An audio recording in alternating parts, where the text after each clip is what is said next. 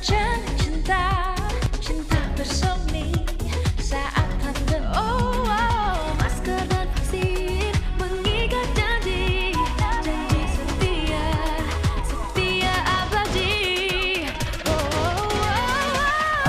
Masker, vaksin, kau duet sejati. Ayo masker, ayo vaksin, tiada yang dapat merenggut sehatmu. Masker, vaksin, kau duet sejati. Ayo masker, ayo vaksin, tiada yang dapat merenggut sehatmu.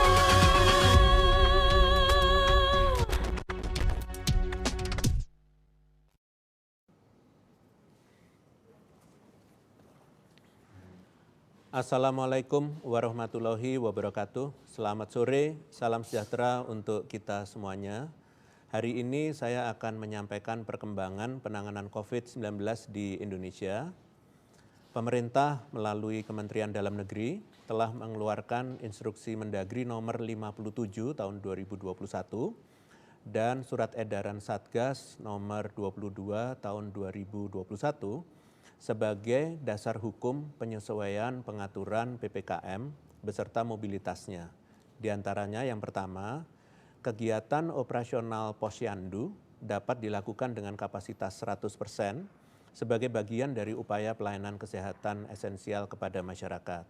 Yang kedua, pengaturan mobilitas masyarakat, yaitu bagi masyarakat pelaku perjalanan dari dan ke wilayah Jawa Bali, dan antar kabupaten atau antar kota di wilayah Jawa dan Bali yang menggunakan transportasi udara wajib memiliki hasil negatif tes PCR 3 kali 24 jam dan bukti vaksin minimal dosis pertama atau hasil negatif tes antigen 1 kali 24 jam dan bukti vaksin dosis lengkap.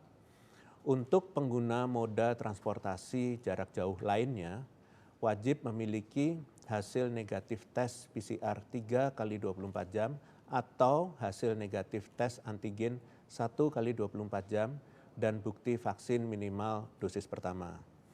Bagi masyarakat pelaku perjalanan antar kabupaten atau antar kota di luar wilayah Jawa dan Bali yang menggunakan transportasi udara, wajib memiliki hasil negatif tes PCR 3 kali 24 jam atau hasil negatif tes antigen 1 kali 24 jam dan bukti vaksin minimal dosis pertama.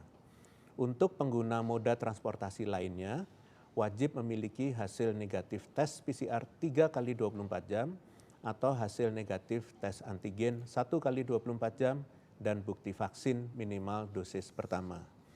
Yang ketiga, pengaturan kompetisi Developmental Basketball League atau DBL yang diperluas pelaksanaannya ke Surabaya, Bandung, Yogyakarta, dan Tangerang.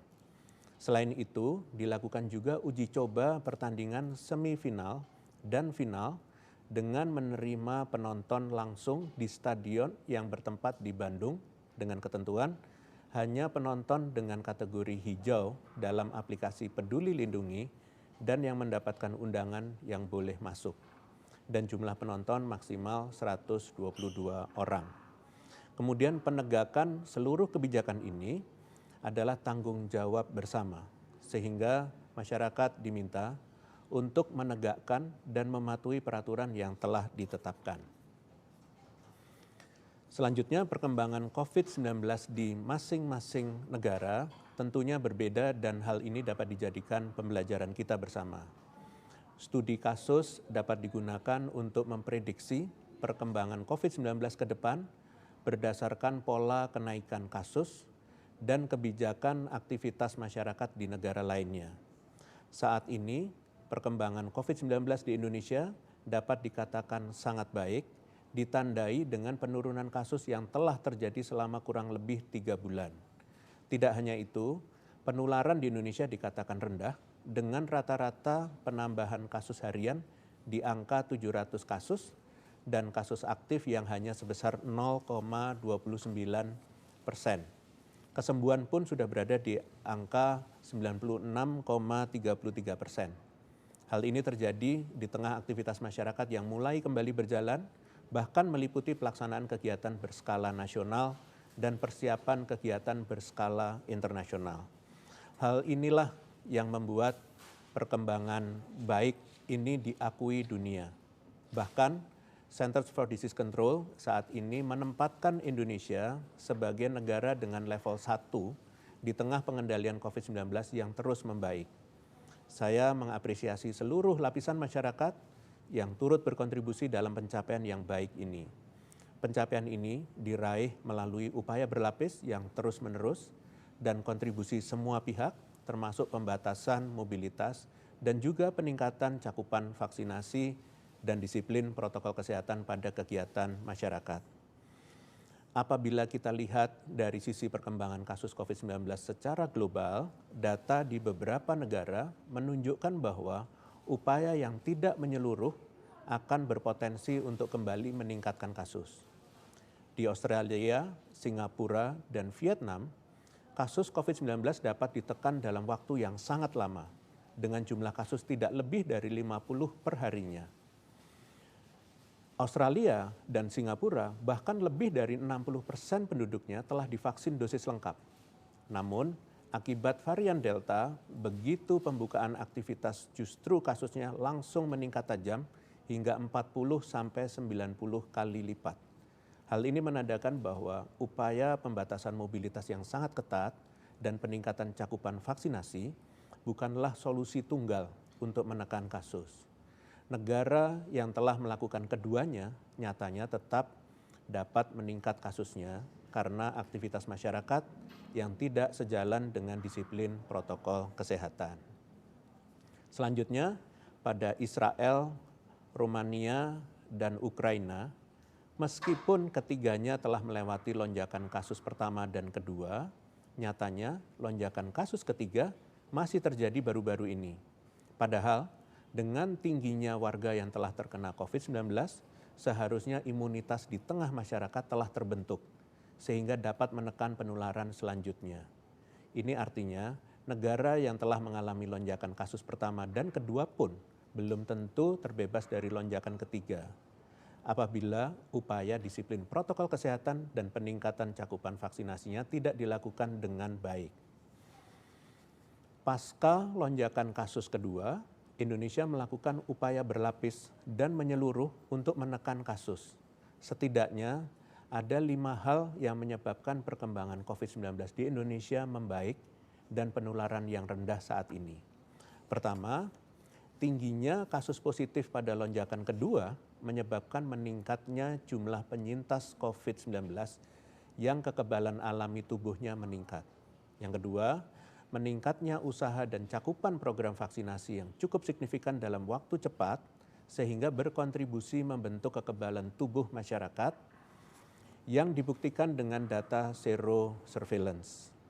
Yang ketiga, upaya pembatasan aktivitas masyarakat yang disesuaikan dengan kondisi daerah hingga tingkat kabupaten kota dan terus dievaluasi setiap 2 minggu efektif untuk menekan penularan.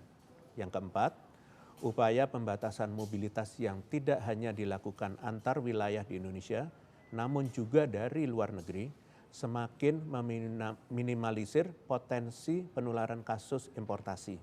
Dan yang kelima adalah pembukaan sektor sosial ekonomi dengan penuh kehati-hatian serta dibarengi dengan upaya disiplin protokol kesehatan 3M yang diawasi pada setiap sektornya. Menuju periode Natal dan Tahun Baru di akhir tahun nanti, penting untuk terus mengawasi pergerakan dan aktivitas masyarakat. Merujuk pada data tren kasus positif di 34 provinsi, terdapat 3 provinsi yang menunjukkan tren peningkatan di minggu terakhir, yaitu Jawa Barat, Gorontalo, dan Maluku Utara. Serta 6 provinsi yang di minggu sebelumnya juga mengalami peningkatan, yaitu Bengkulu, Lampung, Daerah Istimewa Yogyakarta, Banten, Sulawesi Barat, dan Papua. Hal ini perlu diantisipasi dan terus dievaluasi agar tidak kembali meningkat di minggu berikutnya. cakupan vaksinasi untuk membentuk kekebalan tubuh masyarakat penting untuk terus ditingkatkan dan diperluas agar dapat tercapai perlindungan maksimal. Namun tetap perlu diingat bahwa vaksinasi saja tidak cukup untuk menekan penularan, seperti contoh yang terjadi di negara yang saya sebutkan sebelumnya. Negara dengan cakupan vaksinasi dosis lengkap tetap mengalami peningkatan kasus karena kendornya kedisiplinan protokol kesehatan, terutama penggunaan masker. Di tengah aktivitas sosial yang mulai kembali normal, seluruh lapisan masyarakat harus menerapkan disiplin protokol kesehatan secara ekstra agar tidak membuka celah terjadinya penularan. Membaiknya situasi COVID-19 di Indonesia diharapkan dapat mendukung proses pemulihan ekonomi di negara ini. Disiplin protokol kesehatan adalah modal utama kita untuk mendukung pemulihan ekonomi dan melakukan aktivitas sosial menuju periode akhir tahun dan di tahun baru 2022. Selanjutnya, saya akan mencoba menjelaskan jenis tes deteksi COVID-19 yang ada. Secara fungsi dapat dibagi menjadi dua, yaitu untuk screening dengan tujuan menyaring kasus positif pada orang tidak bergejala dan diagnostik untuk orang yang bergejala. Berdasarkan metodenya, kita dapat membaginya menjadi 3 bagian. Yang pertama ialah tes molekuler yang berfungsi mendeteksi virus COVID-19 melalui material genetiknya, yaitu asam nukleat dan tergolong tes diagnostik. Tes molekuler ini memiliki sebutan lain, yaitu Nucleic Acid Amplification Test atau NAAT. Beberapa contoh tes molekuler ini yaitu RT-LAMP, kemudian tes cepat molekuler atau TCM, dan RT-PCR. Tes molekuler ini memiliki sifat paling sensitif mendeteksi sehingga seluruh jenis tes molekuler ditetapkan sebagai gold standard. Umumnya membutuhkan fasilitas laboratorium untuk pengolahan spesimen hasil swab dan membutuhkan durasi yang cukup lama hingga 1 kali 24 jam untuk memberikan hasil diagnostik. Tes ini baiknya dijadikan opsi untuk mendiagnosis kasus sedini mungkin, khususnya pada saat positif yang belum menunjukkan gejala. Selain itu, tes molekuler digunakan untuk memastikan kembali kasus bergejala yang menunjukkan hasil negatif pada uji sebelumnya dan mendukung upaya sequencing mendiagnosa kasus positif dengan varian COVID-19 khusus. Yang kedua ialah tes antigen yang berfungsi mendeteksi virus COVID-19 melalui bagian luar protein virus atau disebut antigen.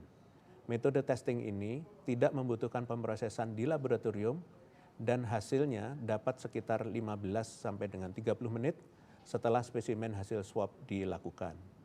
Metode antigen cukup unik karena dapat dijadikan sebagai metode screening maupun diagnostik tergantung situasi dan kondisi penggunaannya. Dalam keadaan kondisi kasus yang tinggi dan keterbatasan fasilitas, rapid antigen dapat digunakan sebagai alat diagnostik dengan catatan alat harus dipastikan memiliki kemampuan deteksi yang tinggi dan mendapatkan rekomendasi oleh Badan Kesehatan Internasional. Saran penggunaan tes antigen ini ialah untuk mendeteksi kasus positif pada kumpulan kasus dalam jumlah yang banyak secara lebih efisien dan memonitoring berkala tren kasus populasi berisiko. Ketiga, yaitu tes antibodi yang bertujuan untuk mendeteksi terbentuknya antibodi spesifik yang diproduksi tubuh akibat reaksi dengan antigen, baik karena infeksi alamiah ataupun vaksinasi. Untuk itu, tes ini dapat melihat riwayat penyakit COVID-19 pada seseorang di masa lampau. WHO tidak direkomendasikan penggunaan alat ini untuk screening maupun peneguhan diagnosa. Pada prinsipnya, kita semua memiliki tujuan yang sama untuk segera terbebas dari COVID-19, sehingga untuk itu mari kita bekerja sama melawan virus ini dengan melakukan upaya pengendalian COVID-19 sebaik-baiknya, sehingga semua elemen masyarakat memiliki kontribusi dalam menegakkan kebijakan testing di Indonesia. Pertama, laboratorium rujukan untuk pemeriksaan COVID-19 yang telah terdaftar dalam www.litbang.kemkes.go.id/laboratorium pemeriksa COVID-19 maupun tercantum dalam aplikasi Peduli Lindungi sudah sepatutnya memiliki tanggung jawab menyediakan layanan yang berkualitas, yaitu dengan menggunakan testing kit yang telah terstandar dengan tujuan dapat memberikan hasil yang akurat. Daftar merek testing kit deteksi COVID-19 yang telah mendapatkan izin edar dari Kementerian Kesehatan dapat diakses di info-alkes.kemkes.go.id yang diperbaharui secara berkala per 3 bulan. Yang kedua, produsen mampu melakukan monitoring dan evaluasi kualitas testing kit setelah digunakan oleh masyarakat secara berkala yang diawasi oleh institusi kesehatan seperti Kementerian Kesehatan untuk PCR dan Dinas Kesehatan setempat untuk rapid antigen agar dipastikan tetap baik akurasinya selama digunakan di masyarakat. Yang ketiga, yaitu transparansi dari produsen serta institusi kesehatan yang bertanggung jawab menyampaikan hasil monitoring dan evaluasi alat tes yang telah digunakan kepada publik secara berkala. Yang keempat, masyarakat pun harus memahami bahwa pemberlakuan alternatif syarat perjalanan yaitu PCR atau antigen serta protokol kesehatan selama perjalanan untuk mobilitas jarak jauh dalam negeri adalah bentuk kehati-hatian pemerintah, mengingat dibutuhkan akurasi tinggi untuk menghasilkan hasil diagnostik yang tepat. Untuk itu, masyarakat diharapkan juga cermat memilih jasa penyedia layanan testing, yaitu yang telah mendapatkan izin dari Kementerian Kesehatan untuk lab PCR dan Pemda setempat untuk penyedia jasa layanan tes antigen. Oleh karena itu, perlu kedisiplinan dan rasa tanggung jawab yang tinggi dari masing-masing kita berkontribusi dalam menjalankan kebijakan sistemik ini, karena kesuksesan pengendalian COVID-19 ditentukan oleh kita semuanya. Sebelum menutup konferensi pers hari ini, berikut adalah beberapa informasi tambahan terkait COVID-19 di Indonesia. Pertama, saya akan menjelaskan kewenangan WHO dan pemerintah dalam kaitannya dengan penetapan pandemi dan endemi. WHO memiliki tanggung jawab untuk menetapkan dan mencabut status pandemi berdasarkan jumlah negara yang terdampak penyakit. Sebagai negara besar, Indonesia memiliki peran yang signifikan dalam berkontribusi pada berakhirnya pandemi COVID-19 di dunia jika kondisi kasus terus terkendali dan diikuti oleh negara lainnya. Apabila pandemi COVID-19 telah usai, maka pemerintah Indonesia juga dapat mencabut status bencana nasional dan kedaruratan kesehatan masyarakat. Yang kedua, menjelang masa Natal dan Tahun Baru, kebijakan akan terus disesuaikan dengan perkembangan kasus terkini dan kondisi di lapangan yang mencakup pergerakan orang di berbagai lokasi seperti lokasi wisata, pertokoan,